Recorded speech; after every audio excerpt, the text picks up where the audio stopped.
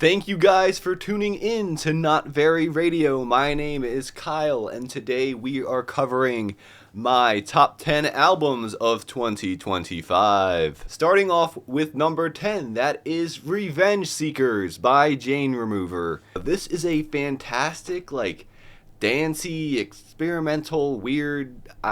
Is this still hyperpop? What is hyperpop? What does it become? I don't know.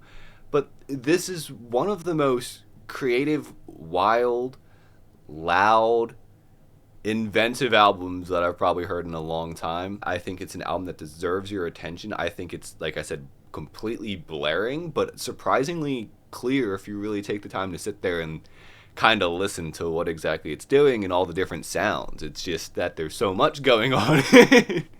And there's so many little sounds. It's like full of ear candy. It's great. And it probably has one of the best songs ever written of all time on it, which is Psycho Boost featuring Danny Brown. If you watched my last video, my honorable mentions video, you will have seen me glaze Danny Brown and how he is kind of helping forefront and, carry the flame and shed a spotlight on all these incredible, great, rising musicians that are coming. Jane Remover just really made something incredibly creative. Number 9. Only Dust Remains by Backwash. Funny, I was actually going to talk about this one in my underrated albums list.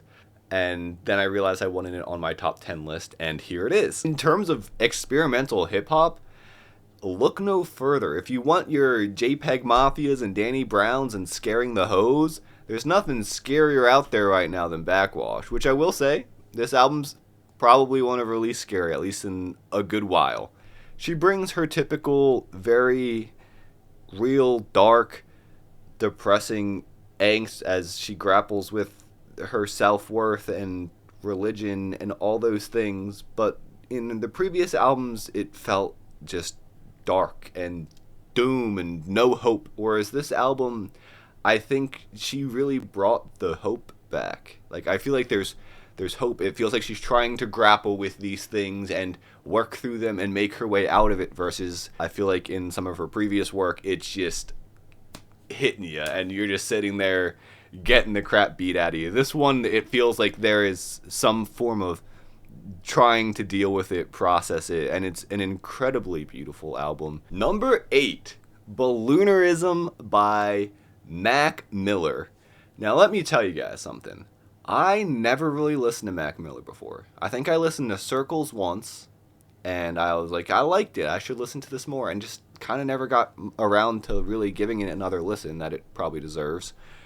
And when this came out, I felt a little weird, because I get weird when it comes to posthumous albums. But from what I was hearing, it sounded like this album was mostly done, if not really done, I guess when he was still alive, 10 years ago or so. And from what I understand, correct me if I'm wrong in the comments, because I'm actually really interested in it, but I guess he said I don't really want to go on a sad album tour, so then he pushed this album to the side and made one of the other albums, I don't remember which one, which I guess is a bit more upbeat or whatever.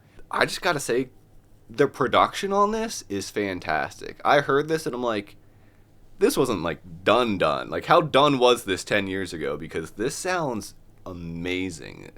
It's the production's really psychedelic. So yeah, if you are, even if you're not a fan of him, this is a great jumping on point. If you like some really psychedelic production, really soulful kind of piano chords and other things like that, this is absolutely worth checking out. I was very impressed. Number 7, Let God Sort 'Em Out by Clipse. I think it's great. I think it's amazing, especially the production. This whole thing, I went back and re-listened to it recently, and I was just like, man, this just sounds good. You ever just listen to an album and you're like, no matter what I think of it, no matter what I think of the vocals or the this or this, everything just sounds so good and so clear. And this album is that. It's just, you're listening man, these vocals just sound so good and clear, and man, these drums just sound so good. Man, these synths or piano or whatever's going on, these samples just sound so good and so it's amazingly well produced. And the opening song especially, I just absolutely love this whole song. Again, the opening song where they both just kind of sing about their, I guess, passed away fathers, and just like the effect, the positive influence that they had on them growing up and that they have on them now. Just absolutely beautiful before it all kicks in. There's some great features on here as well. If you're looking for something that you can just sit there and go, yeah, this just sounds amazing, that's the album to do it to. Number 6. Well, well, well, who would guess that the Black Country New Road album, Forever How Long, is in my top 10. Another beautiful, progressive, poppy folk album that they put together here, with the 3 new vocalists, Georgia, May, and Tyler, taking the lead, kind of passing the microphone back and forth between all of these songs. And yeah, just really great album that covers a lot of themes of like friendship and I feel like otherness, and yeah, I just think it's really unique, really great. Everybody in the band is an incredibly talented musician, and it shows here. It's absolutely amazing. It's beautiful. I love the fact that they kind of go a bit more folky in this album. I like the fact that they embrace their talents and bring in different instruments that weren't really used in prior albums. They had a banjo at one point. There's one point where they're all playing a recorder, and which one was it? One of the songs they all play a recorder, and it just sounds so gorgeous. Fantastic album art. Also, I have to give credit where credit's due. I love giving credit to good album art. And this, I mean, look at him. Look at him. He's great. Little guy with some sunglasses. He's like a sun guy, but he's like a guy, and he's got a star in his hand. He wants to give you a high five. Number 5. We have Pirouette by Model Actress. Holy cow. They just basically perfected the sound that they did on their last album, Dog's Body, and they just kind of took any of the weak points and just chipped away at them until we got Pirouette. This album is great. It's like a industrial dance punk noisy weird thing going. The vocals are amazing. The singer does a bit more melodic singing this time around, and it's absolutely gorgeous. That's what I mean by like one of the things that they improved on. I don't think there was as much on their last album, and I think bringing that in here just adds so much more depth and interest into the vocals and the songs themselves.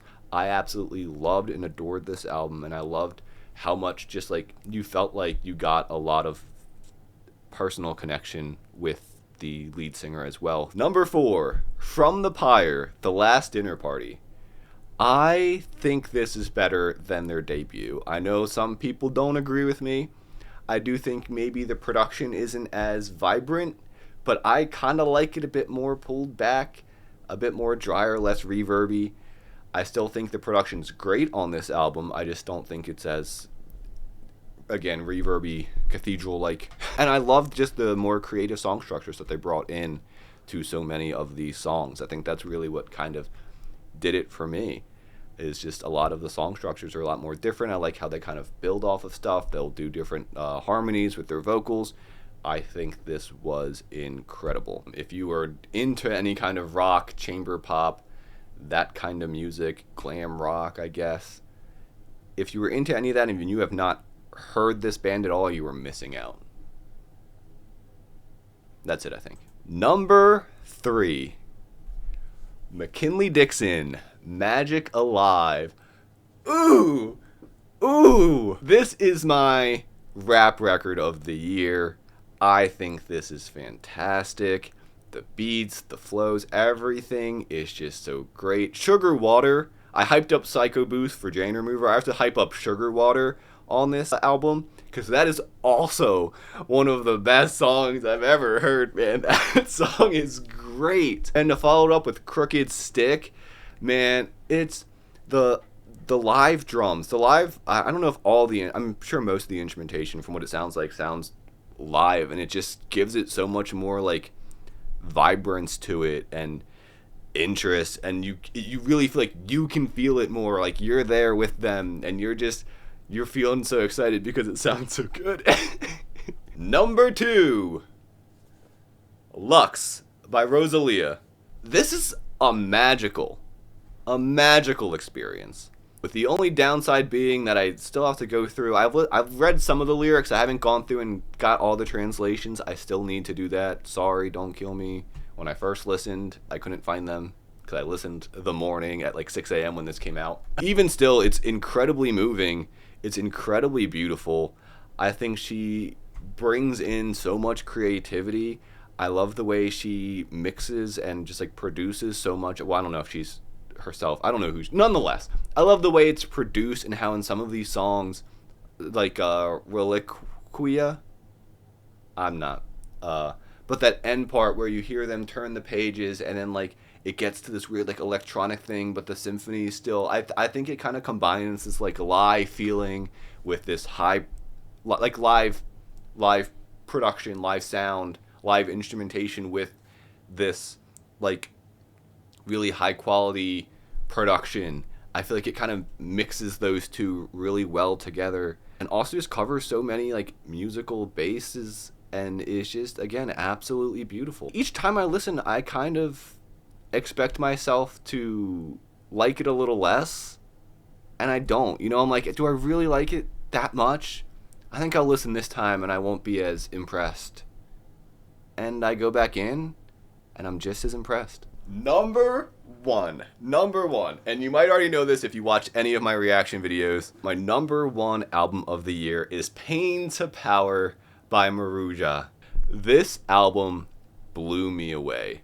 I went into that day most excited about that 21 Pilots album coming out, and I left that day with another perfect album, another album that is probably going to go down as being one of my favorites of all time. And again, another album just like Lux, where every time I'm like, do I really like it this much? Let me go back and listen again. And I hear it and I'm like, it's just as good as I remember. It's not fading. It's not, oh yeah, it was exciting on the first listen, but there's some issues. It's just as fantastic. It's just as cool. I love so many of the song topics that they cover, just with this very socio-political kind of conversation that they're stirring. Or having, I guess, stirring. What am I doing? Am I baking a cake? Why am I stirring when I'm baking a cake? I guess you do this when. Nonetheless, this album's great. I Look Down on Us has some of the most beautiful lyrics I've ever put my eyes to and read with my eyes. They're fantastic. Sayors? Is it Sayors or Sayorsi? I'm not sure. But another beautiful album, Born to Die, has some of the most crazy sounding like production and effects that I've heard like out of any of these. I have it up on album of the year right now, and like one of the tags for it is angry. Yeah, it's angry, but it's hopeful, and that's I think the best thing about this album is while it's coming out and it's making all of these statements, it at its roots, it's there to give you hope. It's there to say everything's not lost. You can be the change. We can fight back. We can do this. You know, we can't allow ourselves to be overwhelmed by all the hate and become hateful ourselves. Ah, man, this album is just so good. Now I want to listen to it again. Yeah. All right. Yeah, number one, Pain to Power, Maruja.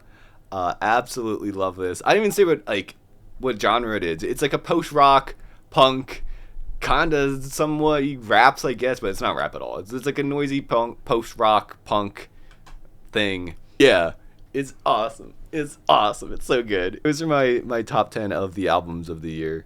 I'm really excited that I did this. I'm really excited that all of these 10 artists decided to make music this year. That's it for me.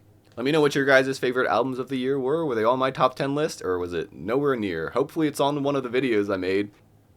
But if not, then you can yell at me in the comments, I guess, but maybe nicely, because again, we have to be nice to each other. If you like what you saw, you can hit the subscribe button. If you didn't like what you saw, you could still hit it. You probably won't get as much out of it as other people who enjoyed what they saw, but you know, sometimes you gotta try something twice. See you guys probably in the new year. I don't know when this video is coming out, but it probably won't. It might be the last video. Love you, mean it. See you, bye. I'm so cringe.